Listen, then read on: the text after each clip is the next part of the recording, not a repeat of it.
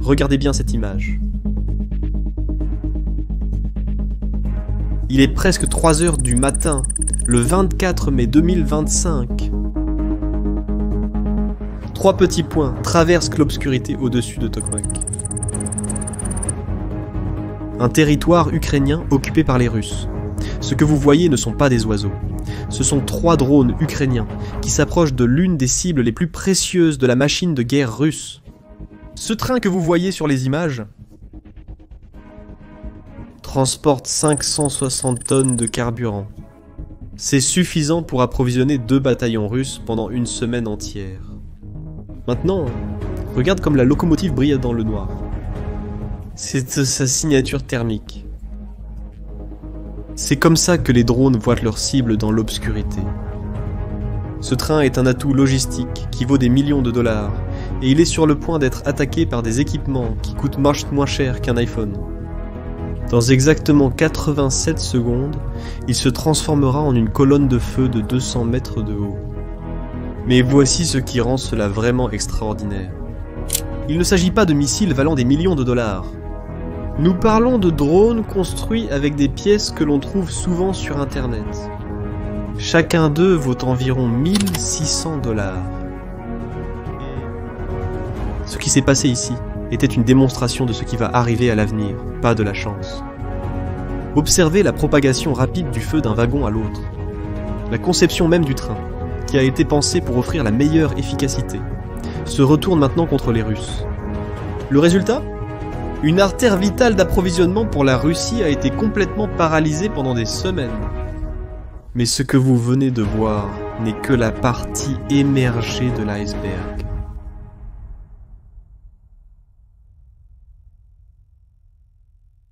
Et je vais vous montrer pourquoi. Tout commence par quelque chose qui pourrait être une blague si ce n'était pas vrai. C'est parce que l'Ukraine a créé une force aérienne complètement nouvelle, sans avions de chasse conventionnels. Ils ont transformé des drones commerciaux chinois en armes militaires dévastatrices.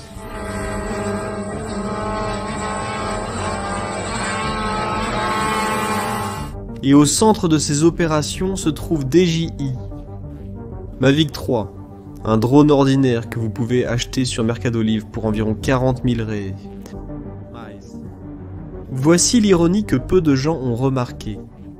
La capacité militaire de l'Ukraine dépend des décisions du fabricant de cet équipement. En d'autres termes, cela dépend d'une entreprise chinoise. Considérez ceci maintenant. DJI a arrêté de fabriquer le Mavic 3. Toutes les unités qui arrivent, maintenant, sur le champ de bataille, proviennent des stocks restants. Imaginez si la défense de votre pays dépendait d'une entreprise technologique étrangère et des décisions qu'elle prend concernant les produits qu'elle fabrique. Il y avait un autre problème. Le remplaçant, le Mavic 4, est considéré comme trop complexe pour des soldats ordinaires. Cela a forcé une adaptation massive dans tout le système militaire ukrainien, qui avait été construit autour de la simplicité du Mavic 3. Maintenant, je dois dire une chose. Le Mavic 3 que vous voyez sur les champs de bataille a été modifié par les Ukrainiens. Ils ne sont pas identiques à ceux que vous achèteriez en magasin. Ils ont équipé une caméra Hasselblad de 20 mégapixels avec un zoom hybride de 28 fois. Certaines versions expérimentales peuvent atteindre un zoom numérique allant jusqu'à 56 fois. Certaines unités ont été rétrofitées avec des capteurs thermiques permettant la reconnaissance thermique et la détection de chaleur pendant la nuit.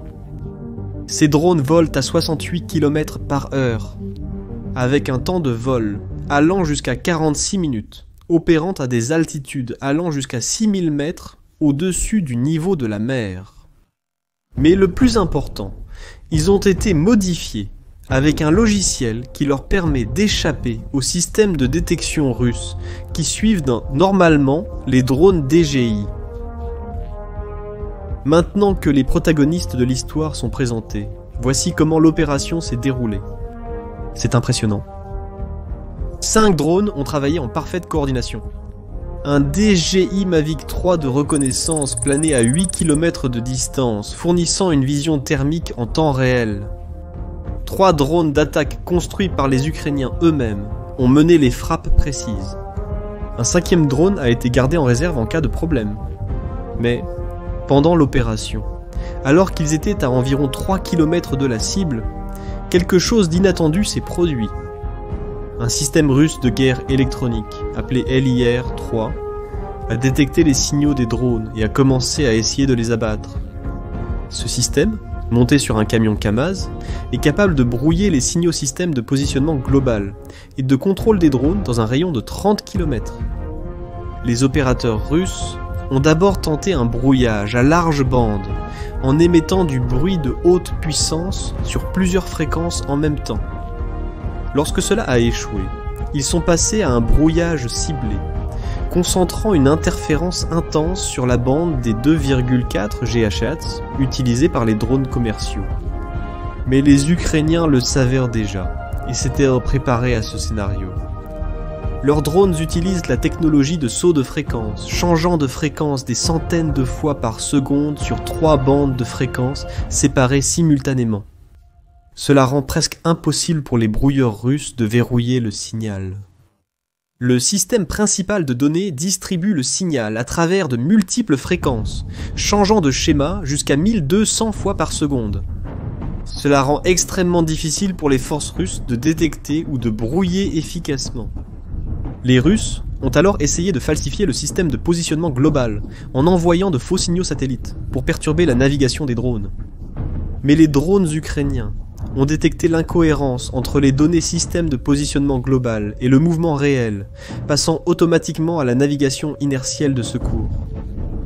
À l'intérieur de l'ordinateur de guidage du drone, des accéléromètres et des gyroscopes ont continué à mesurer chaque changement de vitesse et de direction. Cette unité de mesure inertielle fournit une navigation de secours qui ne peut être ni bloquée ni falsifiée. Maintenant, tu veux savoir quelque chose de curieux. Tu te souviens du système LIR-3 dont j'ai parlé tout à l'heure? Il utilise aussi des drones pour mener la guerre électronique. En fait, le système contrôle jusqu'à 3 drones Orlandis pour ses opérations. Il transporte des brouilleurs pour supprimer les tours de communication utilisés par d'autres drones. Cela crée un jeu dans le jeu, où les drones russes essaient de brouiller les drones ukrainiens, qui à leur tour peuvent attaquer les drones russes. Les forces ukrainiennes ont déjà démontré leur capacité à utiliser leurs propres drones à vue à la première personne pour traquer et détruire les drones de reconnaissance russes. Maintenant, revenons à l'opération sur le système de guidage des drones d'attaque. Des algorithmes de reconnaissance d'images sont spécifiquement entraînés sur les équipements ferroviaires russes. Même sans intervention constante de l'opérateur, le système peut identifier les wagons-citernes de carburant, calculer les points d'impact idéaux et exécuter la séquence d'attaque finale, de manière indépendante. Et c'est alors qu'à 2h, 44 minutes et 30 secondes, le premier drone ukrainien a frappé le 3e wagon-citerne avec un effet dévastateur. L'ogive à charge creuse de 2,5 kg a explosé instantanément au contact. À l'impact, la charge creuse explose et forme un jet de métal qui voyage plus vite qu'une balle, perforant facilement l'acier du wagon. Et cela a provoqué une explosion violente qui a instantanément vaporisé des centaines de litres de diesel. S'ensuivit alors une réaction en chaîne. C'est parce que les wagons-citernes sont reliés par des systèmes de ventilation pour égaliser la pression. Ces mêmes systèmes qui facilitent le transport normal sont maintenant devenus des canaux parfaits pour la propagation du feu. En seulement 15 secondes, les flammes du 3e wagon se sont propagées au 2e et au 4e wagon. N'ayant pas le choix, le conducteur Wu a été obligé de freiner le train. Mais cela l'a rendu une cible encore plus facile. Peu après, les 2 autres drones ont attaqué. Le 2e drone a visé la 6e voiture, utilisant la fumée comme camouflage. Le 3e drone a attaqué l'arrière du train. En quelques minutes, les 560 tonnes de carburant étaient en flammes, créant une colonne de feu de 200 mètres de haut. Et tu sais ce qui est le plus incroyable? Ce n'était pas une attaque au hasard. Les services de renseignement ukrainiens ont suivi ce train spécifique pendant 72 heures. Et tu sais comment ils ont fait ça? En utilisant des civils munis de simples smartphones. Ces civils, vivant sous occupation russe et risquant leur vie, ont identifié l'horaire du train, sa vitesse et le moment exact où ils seraient le plus vulnérables. Nous parlons d'une fenêtre de temps où le train serait hors de portée de la défense aérienne russe pendant seulement 15 minutes. Des groupes de civils comme ATHM font également partie de cette guerre obscure. Ce sont des Ukrainiens vivant en territoire occupé qui risquent leur vie chaque jour. Ils sortent à l'aube et détruisent de petites boîtes de contrôle des rails, des composants simples mais vitaux. Lorsqu'une de ces boîtes est détruite, les signaux ferroviaires cessent de fonctionner et, par mesure de sécurité, aucun train ne peut passer tant qu'elle n'est pas réparée. Cela peut sembler peu, mais imaginez, vous détruisez une petite boîte de contrôle qui vaut 1000 raies et vous parvenez à arrêter des trains transportant des millions en équipements et en fournitures. Et cela cause un immense désagrément aux Russes, qui mettent des semaines à arriver, identifier le problème et réparer. Sans compter qu'ils font tout cela avec la peur de subir de nouvelles attaques. C'est une stratégie brillante en 3 couches. Les civils sur le terrain identifient des cibles et font du sabotage. Les opérateurs de drones attaquent avec une précision chirurgicale. Et tout cela est coordonné pour frapper exactement là où ça fait le plus mal à la Russie. Leur capacité à déplacer des troupes et des fournitures. Et tu veux savoir pourquoi c'est si efficace ? Parce que la Russie est essentiellement une armée qui dépend des trains. Avec un territoire immense et de mauvaises routes, ils dépendent totalement de 85 000 km de voies ferrées pour déplacer du matériel et des fournitures. Quand un train de carburant est détruit, ce n'est pas seulement le carburant qui est perdu. La ligne ferroviaire reste bloquée pendant des semaines, arrêtant tous les autres approvisionnements, munitions, nourriture, renforts. Cela oblige les Russes à utiliser des camions, qui sont plus lents, moins efficaces et beaucoup plus faciles à attaquer.